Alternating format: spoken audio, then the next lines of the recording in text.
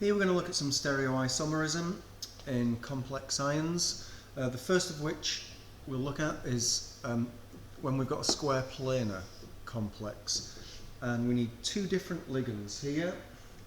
In this one you can see we've got two ammonia ligands and two chlorides. So how can they be positioned?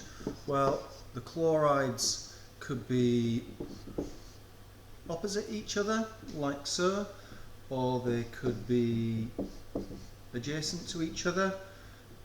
Let's pop the ammonias in then.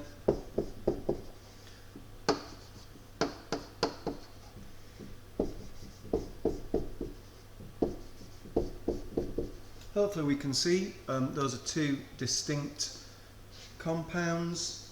So which is the cis, which is the trans? Well, the one on the left, the chlorines are across from each other, whereas in the right hand one our chlorines are next door to each other. So the left hand one is the trans, think transatlantic, so across the Atlantic, and the right hand one is the cis. We've probably seen this one before, so this is cisplatin. So we want to draw the cis isomer, and again this is square planar, so let's draw our square planar. So cis telling us that the ammonias or the chlorides need to be next door to each other. So I'll put my chlorides in there and my ammonias in there, and this complex has no charge, but I'll just illustrate that I'm aware of that. Moving on to octahedral complexes. So here we can get cis-trans again if we have four ligands of one type and two of another. So let's have a look at this particular complex. So the formula, we have cobalt, note it's cobalt 3, and there are four ammonia ligands and two chloride ligands. What will the charge on the complex be? Well, the cobalt is bringing along a charge of +3, and we have two chlorides, so they're going to contribute -2, which means overall this complex will have a charge of +1. So what are my options here? Well, let's take the chlorides. So my chlorides can either be 180 degrees apart, so completely opposite. Now, I didn't have to draw it like that. I could have shown my chlorides like that. So that's still 180 degrees apart. It's probably just easier for the person looking at your diagram if you put them in those positions. Or my chlorines could be 90 degrees apart, which means I could place them like that. This chloride can move anywhere around there as long as I don't put it at the bottom. So I'm just going to put my chloride there. To complete these diagrams, I just need to put my ammonias in. So there's the left hand one, and there's the right hand one. Just watch when we've got ammonias down at the bottom there, that yours doesn't look like that. So this is no good, as the bond is going to the hydrogen. So make sure that that bond goes to the nitrogen, like that. The cis and the trans refers to the position of the chlorides with each other. So here we've got the chlorides across from each other, making that the trans. Here the chlorides are adjacent to each other, and that's the cis, not forgetting that we had a charge of +1 on each of those. In addition to those geometric isomers, we can also get optical isomers, which remember are non-superimposable mirror images. Now we're probably used to seeing these with a chiral carbon, where a carbon is attached to 4 different groups. This is also possible in complex ions where we have bidentate ligands. The first example being where we have 3 bidentate ligands. So we have a nickel and we've got 3 of our 1,2 diamino ethane ligands, so which I've just illustrated there skeletally. In the formula we write this as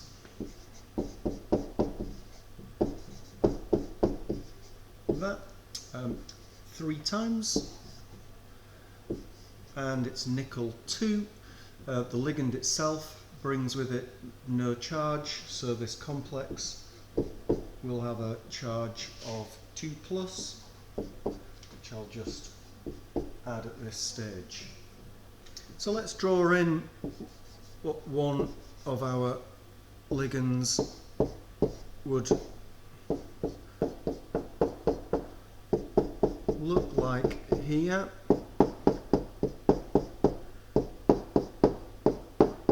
So that's the bidentate ligand, and would have 3 of those. Now what I'm going to do, I'm going to draw this skeletally instead. So I'm going to get rid of my carbons with the hydrogens attached, just to simplify my diagram.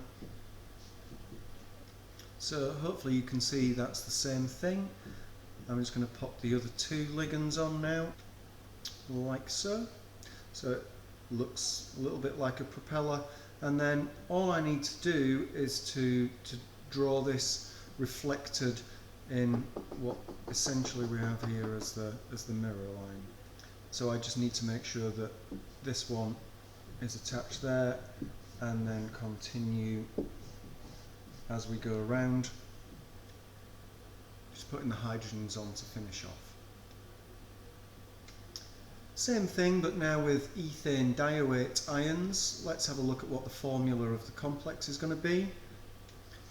So I have my cobalt and 3 ethane diawate ions.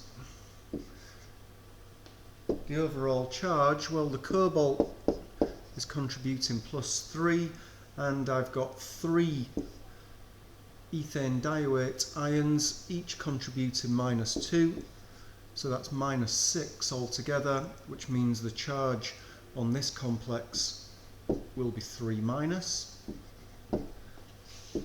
which I'll put on there. To show the ethane diawate ion in the complex, so there it is. Each one would have a charge of -1 on those oxygens, and this would coordinate to the metal ion like so. So let's do the left hand one. So I'm going to attach and draw this skeletally. So those are my 3 ethane diawate ions, and again I just want to reflect this to draw the other one. So let's start here. So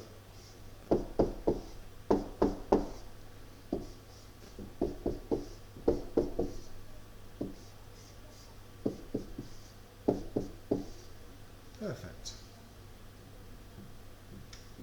In this final example, we're looking at the stereoisomerism in an octahedral complex where we have 2 bidentate ligands as well as 2 monodentate.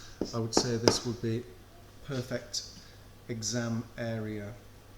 Let's have a look at the formula then. So we have a cobalt and we have 2 of our ethane diawate ions as well as 2 chlorides. Let's have a look at the charge. So the cobalt contributes +3. We have 2 ethane diawate ions each contributing -2, so they're bringing along -4, and we have 2 chlorides each at -1, so we have -6 from the ligands +3 from the cobalt, so the charge on our complex ion is 3-. This particular type of complex will have both forms of stereoisomerism, so it will have the cis-trans as well as the optical. Let's start by doing the optical, and we want to draw the chlorides adjacent to each other for this.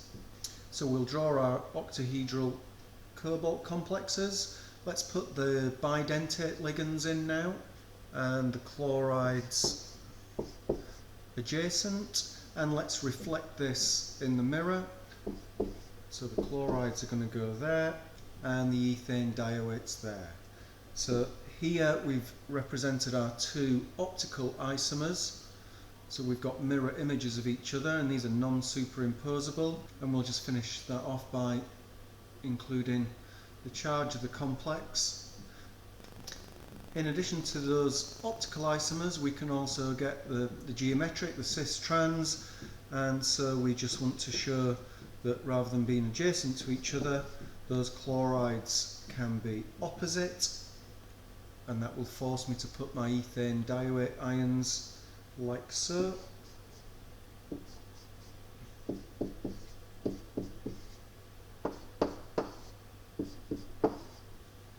So there is it complete, and we were left with these being the cis-trans,